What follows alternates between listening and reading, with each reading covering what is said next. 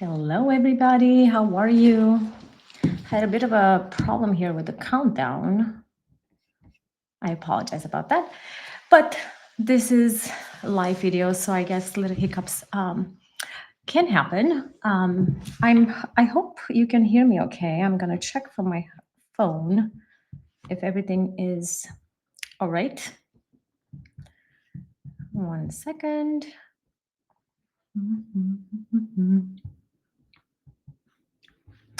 It seems to be right. Is someone live who can confirm? I'm not sure, but it looks like it's working. So welcome everybody. This is my first live.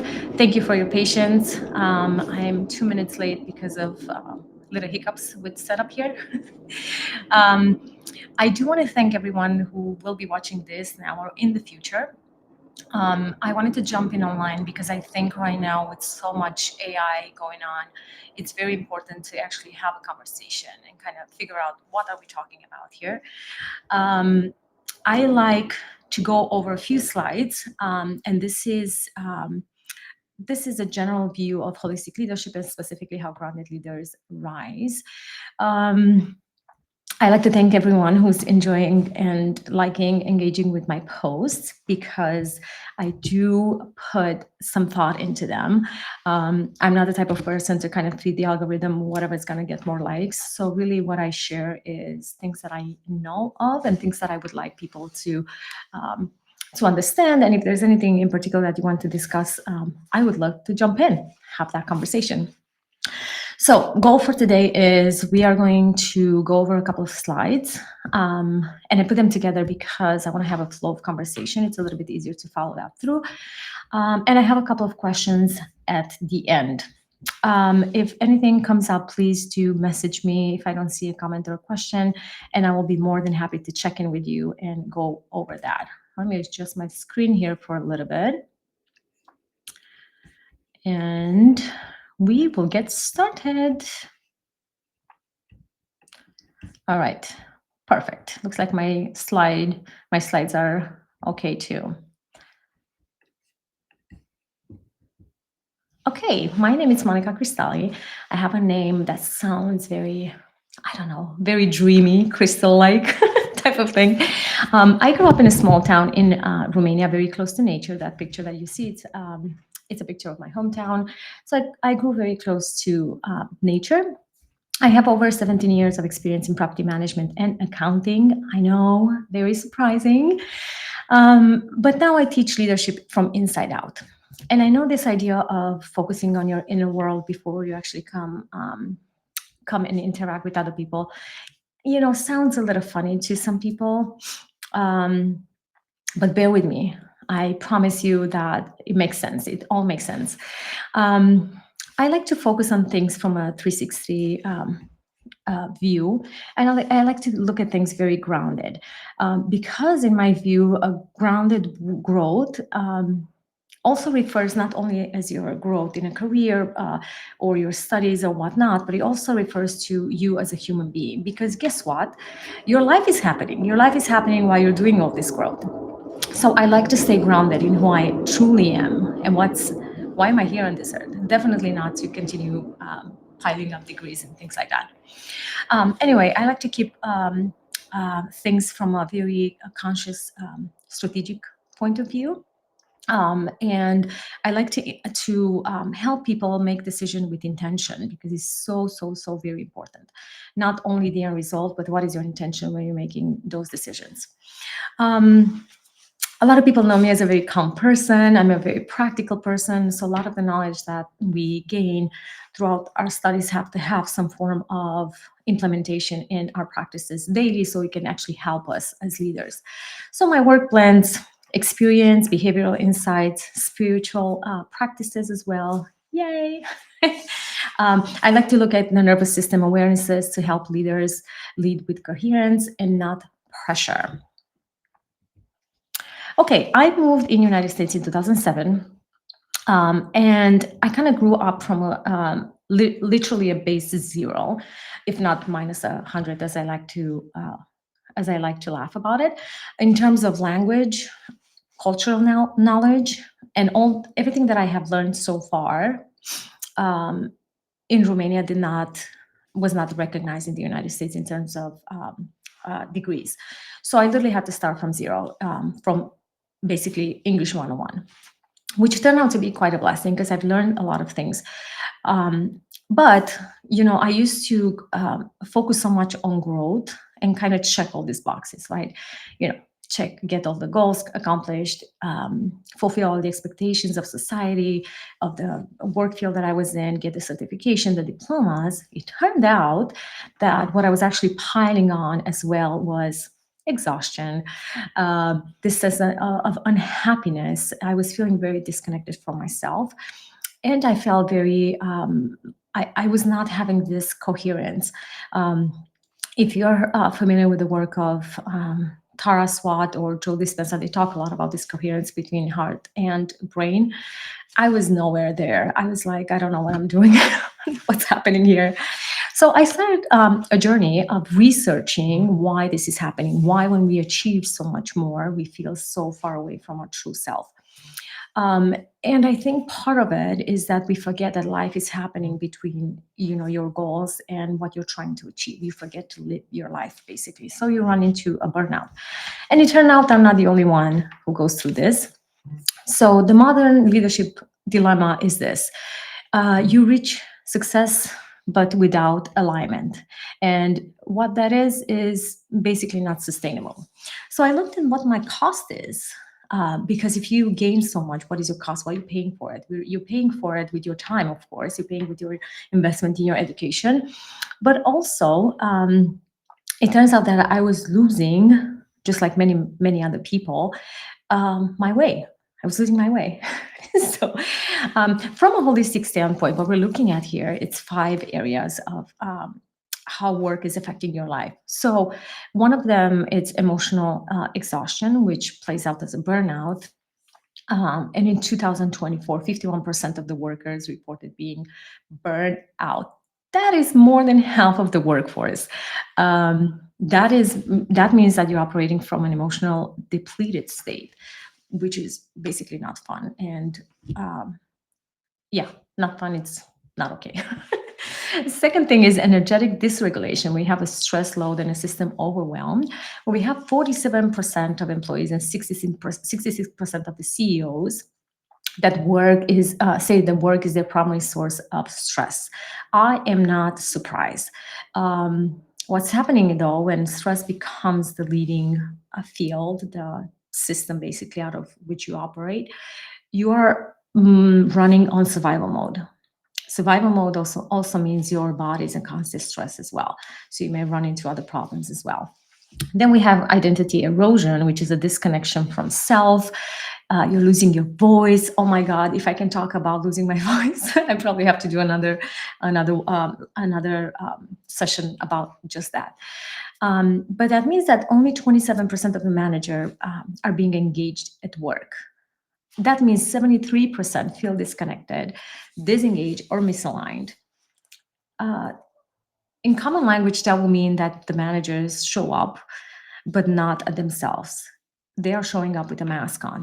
They're showing up as a performance, which is very sad if you think about it, because you're spending 8 hours of your day at work, and you're not even being yourself. That is what your half of life. You're just pretending.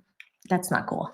Anyway, the fourth thing is purpose misalignment. You have a loss of meaning and coherence, which is a big deal because we have 64% of workers who do not feel supported in aligning work with personal values. What? That's a lot. That means that the work stops being aligned with your purpose. So the performance, as I said, is not only a mask, but it's also, I like to think about it as a form of self-abandonment. If you're not doing it for yourself, then for who, right? We have life interference or diminished joy, which I actually experienced too. And it's very funny because you get into all the wanting, like you want something, you get it, and you still feel sad, you don't find joy in life. That's a problem, right? A lot of people, when they say they're stuck, this is the stuckness. That's the moment when you're stuck, when you're actually saying, I don't know what I'm doing. What is this for?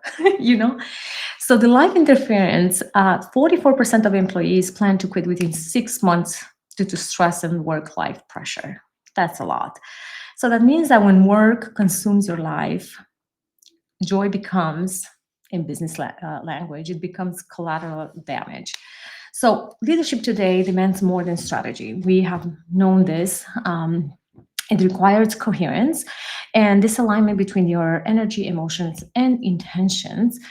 But the good thing is that we have a choice how to live our life. We do have a choice.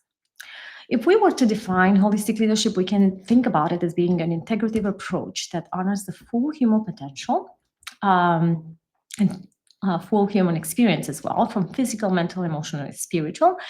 And of course, there's going to be a level of pressure and control that you have in your life, but we want to diminish that. Most of the pressure and control in survival mode switches should be coming on from when you have contractual obligation, deadlines, legal implication. But the idea is to strive to exit the survival mode as a company, as an entrepreneur, as a small business, whatever your role is, or even if you have like a team, if you're a team leader. And the idea is to live or diminish pressure and control in surviving mode and move towards presence, clarity, and tribeness. There are a couple of studies here that talk about this a lot. I don't want to waste a lot of time on it, but one of the studies entitled A Holistic Transcendental Leadership Model found that leadership which addresses physical, emotional, and spiritual well-being of individuals, groups, and organizations is linked to higher innovation and creativity in workplaces. Yes, please bring more creativity. Now, this idea of pressure, control, and survive bridge to more presence and clarity, I like to think about it from an emotional intelligence standpoint. And research on emotional intelligence shows that leaders with higher self-awareness, self-regulation, empathy, and social skills are much more effective in building trust, reducing conflict, and guiding teams toward higher performance. So those are all great things to tap into. Now, the way I see leadership and the way some of my posts reflect this is this idea of wholeness, right? Holistic wholeness. We have so many components of our own human existence, human experience, human body, and emotional bodies, and all this um, that we cannot deny that we are the same person that's operating at home or is operating in the work field. It's still me. And I'm carrying with me all my experiences. I'm carrying with me all my emotional baggage. So, one of the most beautiful analogies that I have heard has been from Dr. David Hawkins, and he was talking about a flower being perfect at every moment of its evolution. And isn't that beautiful? Because it got me thinking, if a flower it's perfect at every moment of its evolution, then we as human beings are perfect at every moment of our evolution. That means no matter if you don't have the certifications, no matter if you don't have all quote unquote ducks in a row, you're still perfect and completed. And that is because you are a perfect expression of your consciousness in that specific moment, in this specific moment, basically. So what this means is you go through a couple of areas, let's say, or ideas of this, holistic feel. And one of them is that change starts inside. You starts within.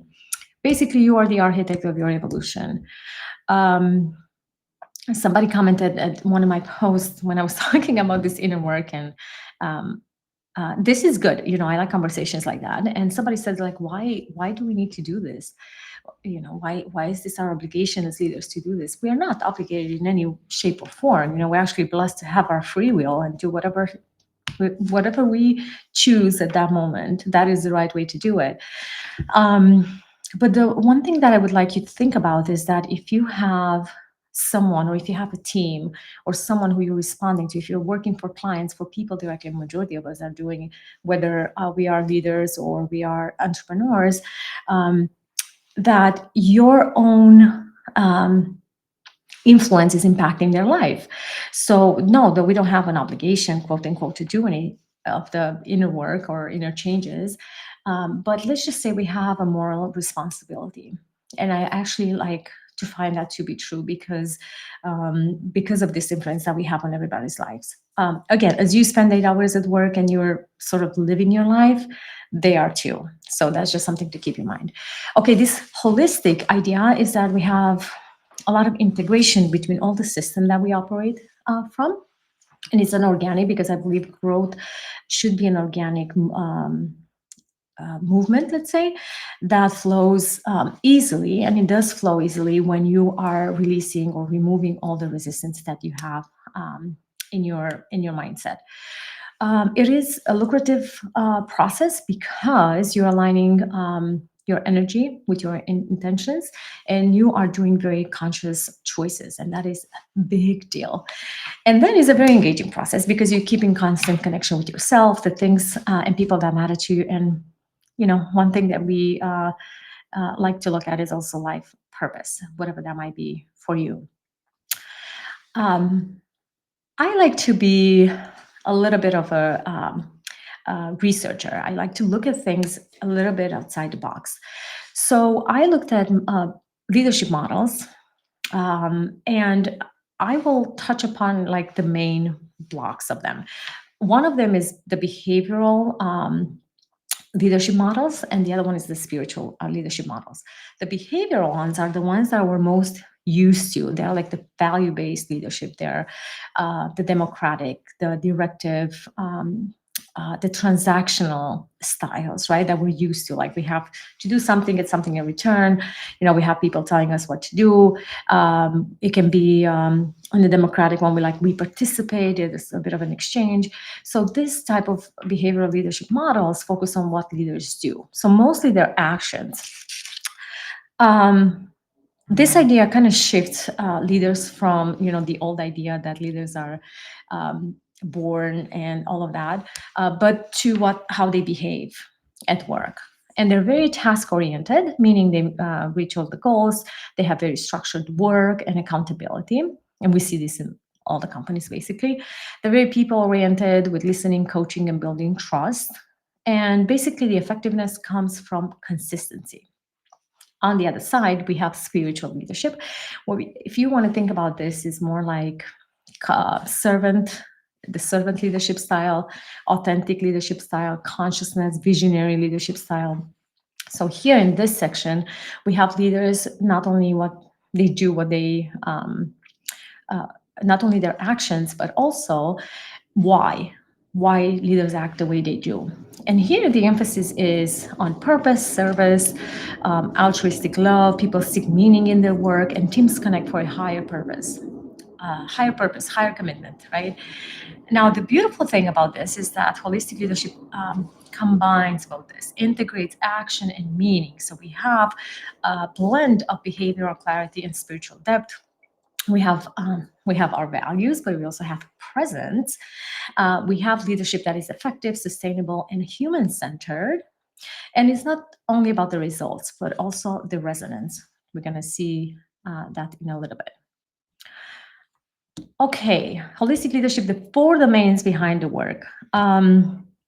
There is a study from 2007 published by the Human Resource Management Review that talks about holistic leadership very beautifully. And I call it to be a contemporary integrative model, the ACEs domains, because it only refers to holistic leadership in a corporate world.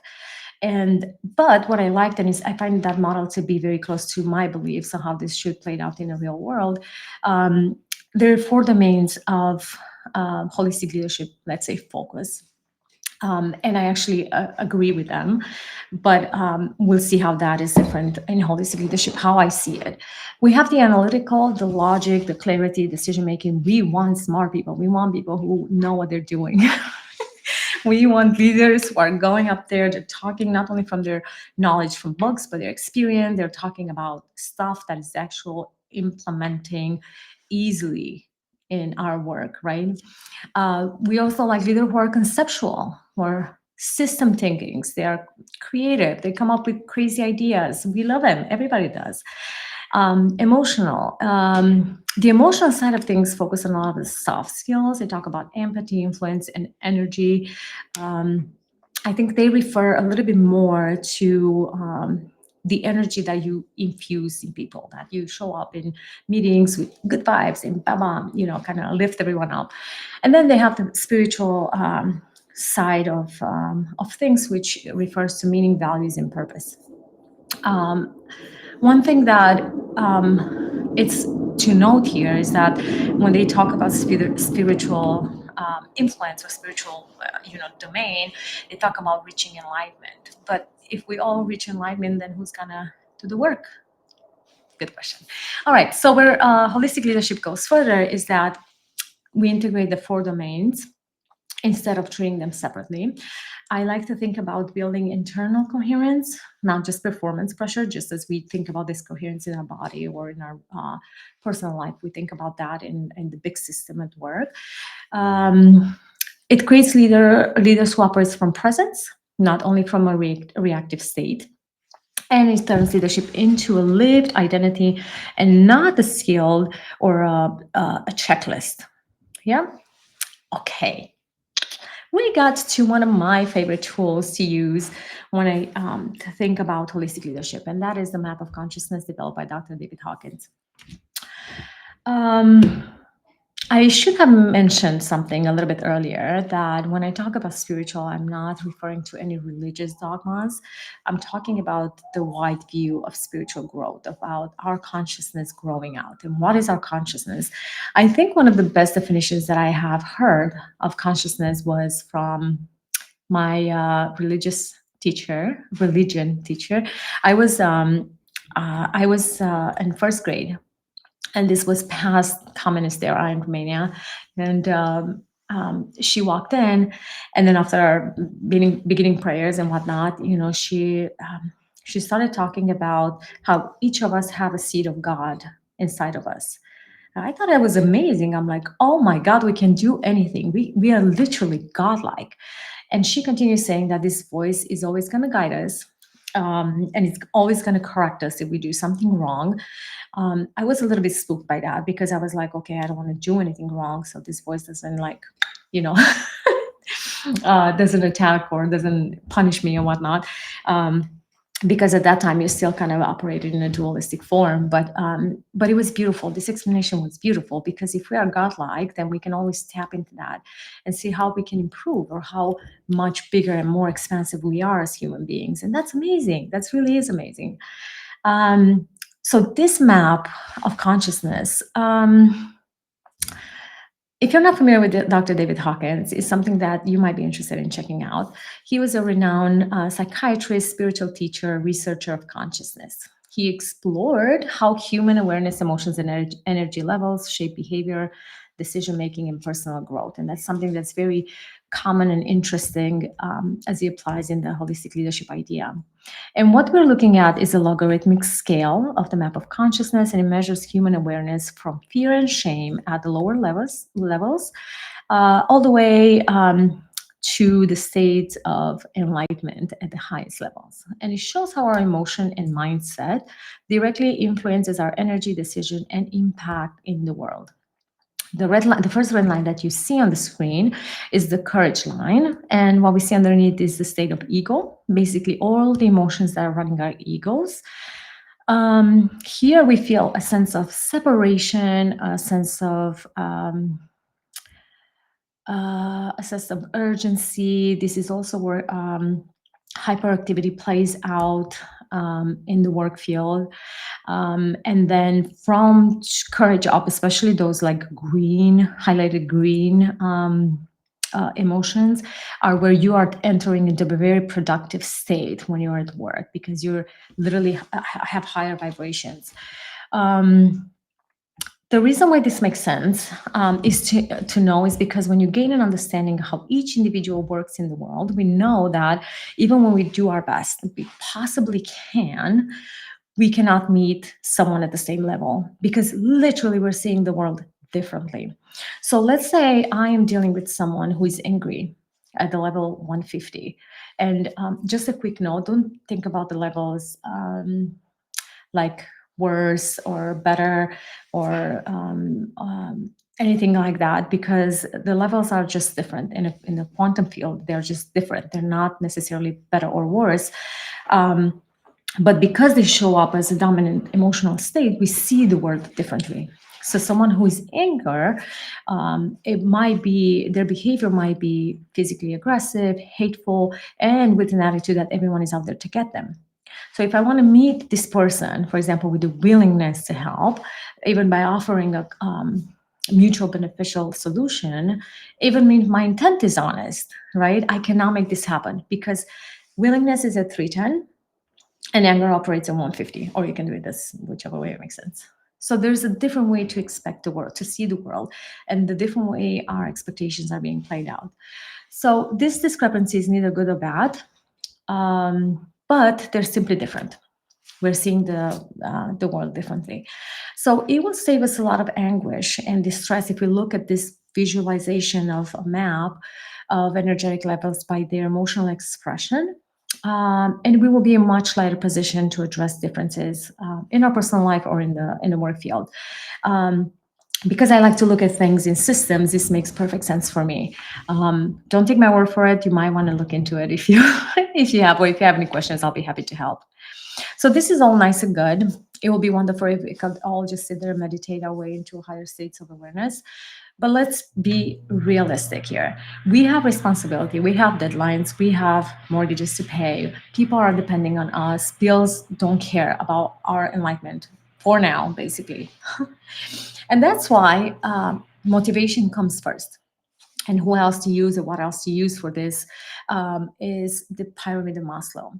Because if our basic needs, so these physiological needs are met, you don't have the capacity to reach, are not met, you don't have the capacity um, to reach for your purpose, right? Um, if you think about it, if your system, your nervous system, it's fried, you're not thinking about self transcendence, about my life purpose. You're thinking about how you're going to survive. So motivation, it's the bridge between when you are now and when you want to rise, and it gives you enough energy to do this first step, kind of build your momentum and stabilize your foundation, so purpose can actually take root. So you don't climb consciousness levels just by like skipping things. Will be nice, but typically that doesn't happen. But you climb by getting regulated, grounded, and motivated enough to move, to do something about it. And here I want to make a quick comment. If you have experienced any type of loss or poverty levels where your comfort was shattered, then you understand what I mean. Basically, if you have been in a place in your life where you didn't have any food to eat, you are going to be motivated when you find a job to not be in that situation ever again. It's not fun. You don't want to live one day to the other hoping something is going to happen, you're going to have food in your stomach. No, no, no, no, no. You want to move, evolve, and create this safety nest, not only for you but also for your family if you do have a family. Okay, another cool thing to look at is The Biology of Beliefs by Dr. Lipton. If you haven't read this book, oh my God, it's amazing. It's infused with this idea of new and this idea of discovery. I love reading it. Cool thing about this is that our cells respond to perception more than the genes, more than to the genes that we have implanted. So if your whole family from whatever 1950 or 1900s or 1800s have been poor up to today, you don't have to be poor. Or if everybody has been, I don't know, having drinking problems, you don't have to have a drinking problem, right? Because your environment affects how you are developing as a human being. And if you are an adult and if you do want to, if you're motivated enough to grow in your life, you are going to look for that safe environment. And by the way, our cells look for a safe environment as well. Our cells will always kind of fight to be in a state where they are in security, where nothing is disturbing them, right? And our intention is the same way. So beliefs share biochemistry, and so leaders' thought frequency literally affects their biology and presence. So this is telling us, please work on your mindset before anything else. And obviously we should. But Dr. Lipton, he talks very beautiful about the cells and also the membrane, the outer membrane of the cell. And he talks about it about like a liquid crystal semiconductor with channels and gates. And that is the same description for microprocessors. So that means, in common language, that we are programmable. Something that we have thought and believed so far can be reprogrammed into something that is serving to our life and something that is serving us. So these three ideas of consciousness growth, motivation, and like literally our biology shows that leadership is not just behavioral, it's energetic, it's physiological, and quite frankly, it's evolutionary. I like these words, they're just so uplifting. Okay, so as I mentioned earlier, me as an individual is not different than me as a leader. So we have awareness that is anchoring clarity, not only clarity, but a lot of our moods and a lot of the things comes if we have self-awareness, because we have the chance to actually clear them. And this healing process cultivates harmony, not in our bodies, but in the way we work with people. We of course can develop healthy boundaries, not only to preserve our inner space, but the better we are, or the better not the better we are, the more aligned and more harmful we are, the better we can help others too.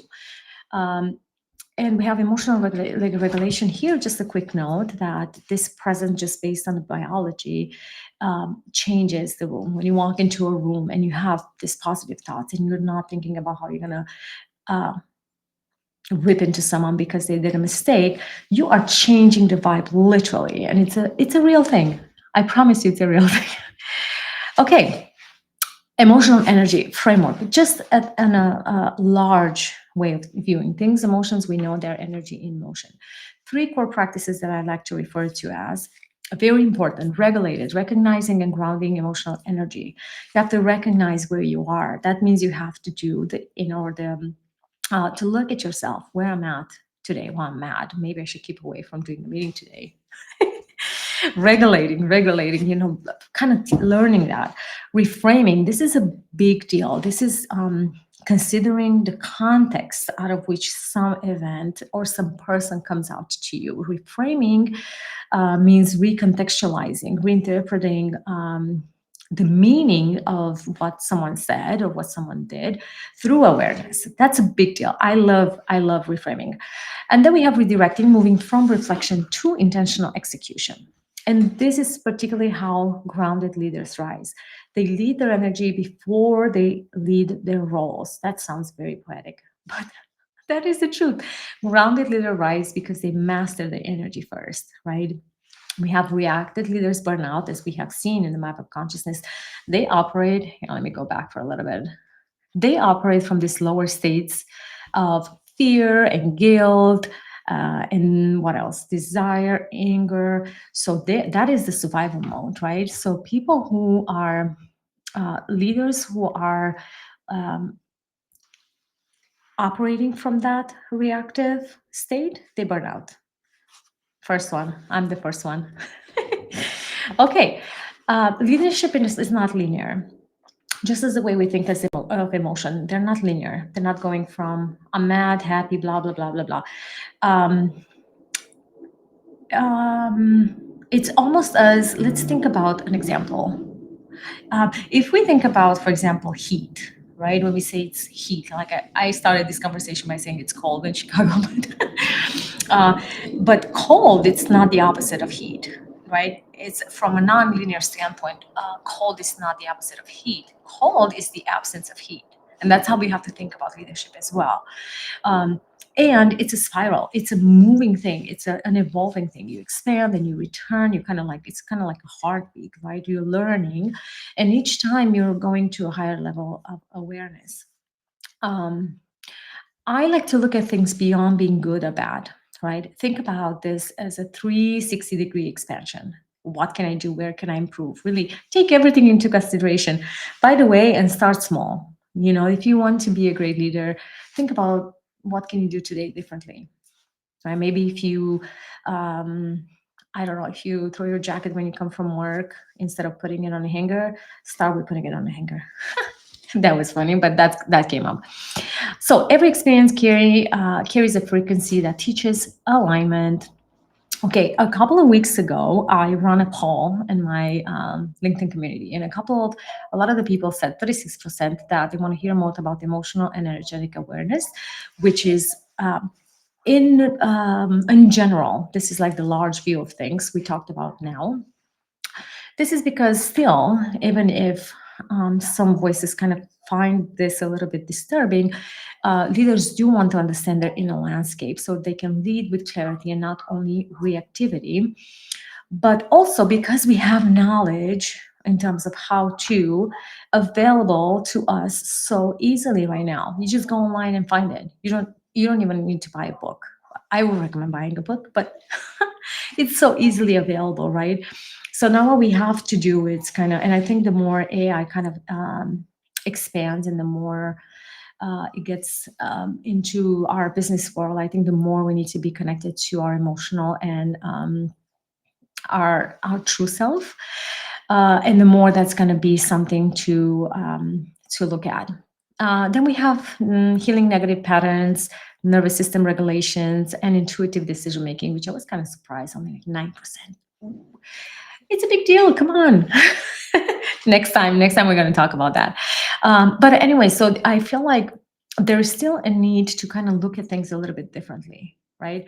We don't want the 1, 2, 3 steps that will teach us how to lead a meeting. We probably have that in 10,000 forms already. We want something else that will change us, will improve our life, will make us better human beings, and bring us into this calm and grounded state where we can actually serve people. Yes, hallelujah. All right. Any questions about that, please let me know. But I'm going to leave it there for now, just because I don't want to bore you too much. And I'm going to jump to Q&As. Very interestingly, I received a couple of questions, and I put them all on this. Actually, I don't know if they're all of them, but if they're not, please do send me a message, and I'll be more than happy to answer you. First question is from Lodi, and she's asking me, what practices help you notice fear early before it turns into overthinking or avoidance? Overthinking and avoidance are extensions of fear, of course. They are how fear plays out in the world. The way I look at it is that fear comes in subtle ways. Sometimes, but sometimes it can be such a fast shift and it throws you directly into a flight or fight mode. So first practice that I will recommend, that I would do, is to handle the personal fears that might somehow overflow into the work field. So coming from this idea that we're whole and complete at every moment of our evolution, and the experiences that you have, the emotional baggage that you have comes with you in a work field and in the work field, in a home. Did I say it right? In a family, in a family personal setting, and in your work field. Then that means everything, all the fears as well, are with you that might not appear to be related to work. So, as I said earlier, if you have ever experienced hunger, for example, and you're doing your job and your boss is mad at you and he comes at you very aggressively and be like, oh, I just feel like firing you right now. You might, if you haven't dealt with that fear of being hungry again, you might tap into that emotion again, and your body will go straight into the flight or fight mode. So it's very important to get that taken care of before it gets to that point. Introspection works here very much and very well. And in practice during the day, what you can do is that your body senses the fear much better than your thoughts catch up to it. So you can do a lot of daily checks in. It takes time, but the more you do it, the better you get at it. And you can even push a response for 24 hours, which is totally acceptable in most workplaces, unless it's an emergency. But let's just assume it's not. So handling fear first on a personal level will definitely diminish or get rid of this. All right. So let me know how you feel about this, Lori, and if you have any other questions that will follow that. Okay, second question is, how do leaders cultivate the awareness needed to discern between fear and truth in decision making? This is by Jacob K. Woohoo! Perfect question. Truth feels different in the body than fear. I know it's not a convenient answer sometimes. And this is not a spiritual woo woo, it's literally neuroscience and it's nervous system physiology. So, how do you make a difference? Truth feels grounded, fear feels urgent. Yeah. The truth is quiet, it doesn't rush. You're gonna feel this flow of information just going, coming to you. And fear is always pressure. They're pressuring into speed. Do it now. Ba, ba, ba, ba. Don't lose your chance. What if you're wrong? What if you're not wrong? It's this urgency. That is fear. That is fear. Truth also feels as an expansion, and fear feels like a contraction. Um, when you are aligned with your decision, you are very clear about it. You don't have second thoughts about it. When you have fear, even if you think about your body, you're like, kind of tightening yourself in. And just as I mentioned before, your body knows before you can actually process. It's just a matter of building this self-awareness to the point where we can actually catch it before it kind of comes out. Truth supports long-term visions and values. Yes, yes. Fear protects short-term safety. Um, Again, we're exclude right now decision making that is happening in fast-paced environments, military, emergency situation like fires and things like that. But if we have the time to consider, even if it is a minute, 2 minutes, 3 minutes, 5 minutes, 48 hours, to consider the long-term implications and if this decision today is supporting my long-term vision and values, that's a big deal. So you can definitely just run through that filter if it's serving you today or serving you for long term. And in terms of what you can do, I always find that taking a break, it's always very, very proactive. So you tap into slowing your system down before you analyze the situation. Big deal here, you separate the emotion from the information. If someone calls and say, "Oh, you stupid, this happened," I work in property management, so real estate is one of the things. But if someone calls me all kinds of names and that the roof leaked and they destroyed this couch, I will try first to get the facts, the information. Okay, the roof leaked, the couch is destroyed. How can I help this person? Instead of focusing on what they have said to me. Because when people tap into anger or this moment emotions, then we get to say things that probably we will regret. Um, yes, going into questioning, is this choice supporting me or shrinking me? Do I feel good about it? So that's how I think about holistic leadership in action, right? We think about our emotional implication, the energetic field, but also the strategic, the grounded way of doing things. So I hope that helps. Let me know if there's something else to this. Jacob will be happy to clarify. Third question from Tina. Thank you, Tina. How do leaders stay rooted in wholeness inside chaotic, reactive environments that reward constant output to perfectionism? Wow. Okay. First, we have to be very, very honest here. Many workplaces do reward perfectionism because they tie your values to flawless outputs and endless availability and how much you can produce without cracking. I don't know what work field you're in, but here what's happening here. I think that perfection is a social construct. It's not a leadership strategy. So it's kind of like having a moving target, right? It stems from fear, comparison, and quite honestly, outdated systems. So being perfect doesn't make you better. It makes you more exhausted. What makes you better? Wholeness. Operating from a wholeness standpoint. Staying rooted in this wholeness helps because discipline kind of impacts the way you look at things, and especially where you have an environment to try to pull you away from your true self. And as I said earlier, I actually have experienced that, and I didn't know why.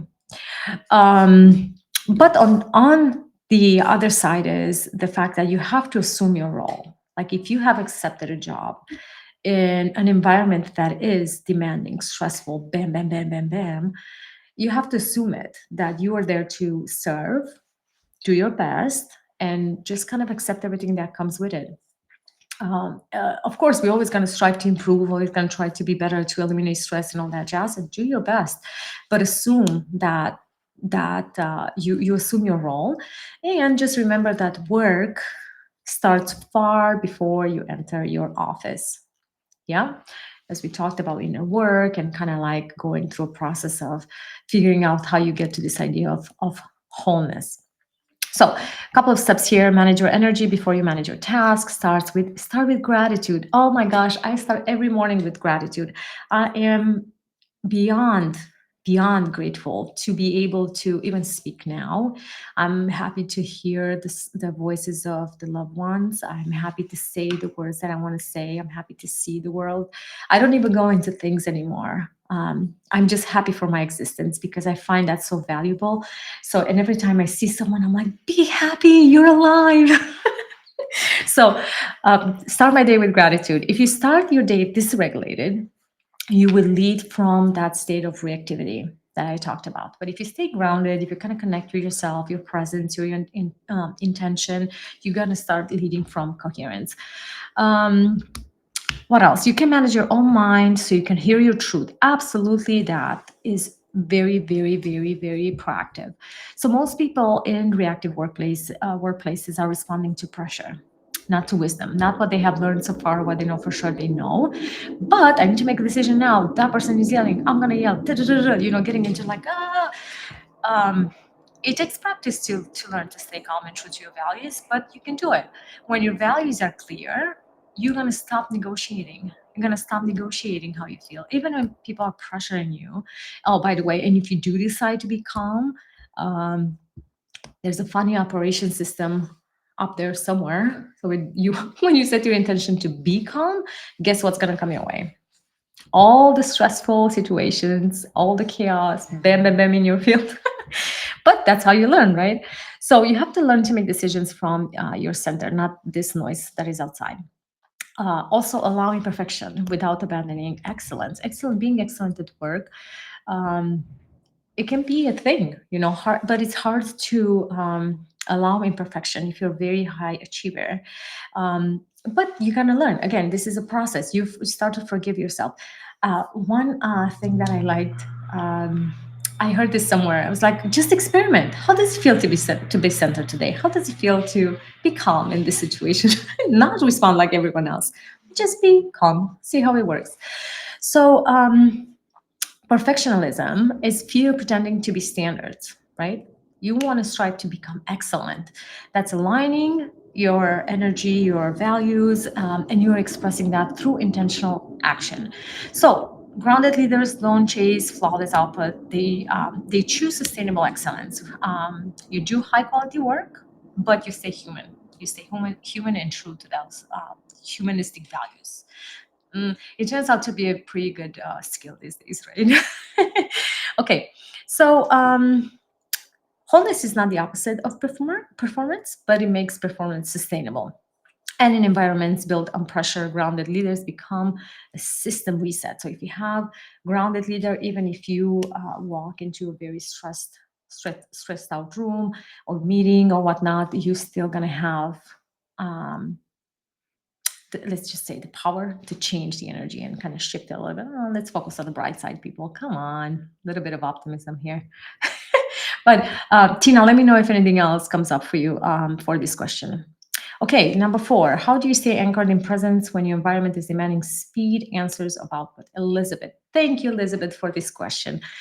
Okay, most people lose presence because they confuse urgency with importance. It's a very good distinction to kind of see, is this important or is urgent? An urgent situation is when something demands your answer in the next second, the next minute, next 5 minutes. Okay, that's something else. But something that is important can be structured a little bit. I think that presence is really not a choice of the moment. I think it's more of a consequence of who you have become. Um, what I personally do is I pause. I pause before I do anything. Even if it's a 10-minute, 10 minutes, 10 minutes is good. But even if you have a 10-second pause, it's not weakness. You kind of recalibrate your system. You're not rushing into things. You are really reclaiming this inner power that you have. And then you're going to lead better when you are in that state of coherence inside of you. But as I said, with practice, you can do this in 10 seconds. If someone opens the door and starts yelling, "Bah, we have a meeting right now," by the time you walk from your desk to the meeting room, you're probably going to be able to kind of center yourself and do that little pause. Okay, you choose clarity over speed. Yes, you know what you know, meaning you have the knowledge. That's what you're doing, and you're doing so great at your job. So needing a moment to look at your notes or gathering your thoughts might help the other person to calm down as well. Fast answer impress people, sure, of course. Clear answers influence people in long term. I learned to filter my words a lot, a lot. I think it helped me actually to start learning a new language, to filter what I'm saying so much more. Um, then you have to root yourself in intention, not in reaction. So what's my intention here? Why am I here today? Why am I at this job? Why am I at this job? Why is my purpose here? Right? So you root yourself in my intention. My intention is to make the research department the best it has been. My intention is to increase sale by 10% from last year. You have something that you're kind of leading with here. So you don't let the environment or the room kind of set your energy, but you set that energy moving into that room. I hope that makes sense, Elizabeth, right? Then you can choose anchors too. I do that sometimes. Your posture can be your anchor, your intention can be your anchor, something. Um, there are other things. There are many practices. Mantras help. I don't know. There's a lot. There's really a lot. But let me know if you want some other things to cover here. I just don't want to waste a lot of time. Uh, a lot of time. If you think about it, your power is everything that you have at every moment, no matter what's happening around you, right? Like it's you is the same whole and complete and perfect in a calm environment or in a very speedy, demanding, stressed out. Okay, so of course it makes sense to invest in that power and to kind of um, make it come out more easily and kind of reflect your true amazing person that you are. All right, last question. What small daily commitments made the biggest impact for you in building that steady momentum? Jolene. Oh, that's lovely. Um, one decision made one decision, and that is how I start my morning. I stopped starting my morning in a survival mode. So I gave up morning routines or fancy rituals or why not. My commitment was to make a daily check in that is in the morning before I check my phone, before I talk to anyone, before I make my coffee, just allow myself, even if it's 10 minutes, just to kind of check in. As I said before, I like to kind of be amazed that I'm still here today to talk about this. Hopefully we're gonna do it again. We can talk about things that you're interested in. And how holistic leadership kind of can impact your life too. But I like to make my nervous system coherent before I make any decisions. So this is in the morning. I feel grounded. I bring this clarity of existence. Literally, I want to look at the day ahead and be like, "This is amazing." It can be a crappy day, sure. I don't have to be crappy. I don't have to feel crappy. I want to, my intention is to be good. My intention is to be happy today. I want to enjoy the aliveness in me. And I sometimes ask myself, what matters today? What matters today is to keep my calm because I know there are a bunch of meetings coming up. My intention is to not get anything personal. And we can actually talk about this, not taking everything personal. Um, but it's a very fluffy discussion, so we'll leave that for another time. So, and I want to honor one promise towards myself every single day. Could be a walk, could be a pause, could be, I don't know, taking those 10-second momentum or expressing gratitude or something small. So you do one commitment this small acts doesn't change the world, um, but you are going to achieve a state where you realize that your mm, not only your integrity but your force, not force, scratch that, your power is so much better used if you are in a grounded, grounded center and calm space, right? So this commitment really changed the way I look at life and the way I look at my work field. Okay, whew, I feel like I talked a lot. Hopefully, I didn't bore you too much. I don't see anyone's comments, but I do want to take your comments and respond to them later on. So if something comes up, if you want to ask me anything, clarification, any additional questions, please DM me. Um, I am always on LinkedIn. Majority of the time, I don't use a lot of social media. And I'm very happy that you're listening to this. And if you have any other questions, please, please, please reach out. Don't think about if it's an odd question or not. I think it's odd. All right. Thank you guys. Enjoy your day. Bye.